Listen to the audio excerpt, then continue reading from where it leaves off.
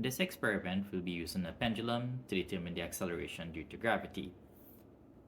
The pendulum length would have been already measured. It would have been wrapped around the pin and on the retort stand.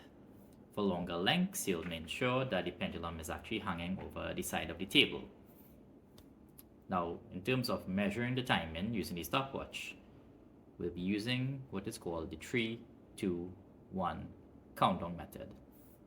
And in that method, we are going to use the back of the retort stand, as we have here, as a guide. We're going to be looking at the string as it passes every time in front of that retort stand. And that's why it's aligned in such a way that the string is directly in front of the retort stand.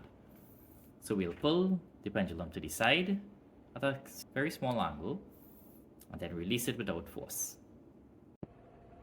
You'll notice for the swings that the pendulum is only moving side to side. Notice in this one, the pendulum is not moving in one plane but is moving in a circular motion. That is not desired. And as it starts to swing, notice it's moving very quickly.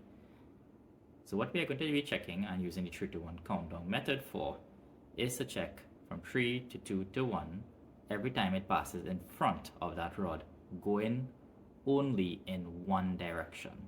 So we are only considering moving to the right side or moving to the left side. In my case, I'm going to consider when the pendulum is moving from the left to the right. So every time it moves from left to right, I'm going to count down. So it will be 3, 2, 1, 0. And on 0, that is when you actually start your stopwatch. And I'm going to do that back now using slow motion so you can more better see what is going on.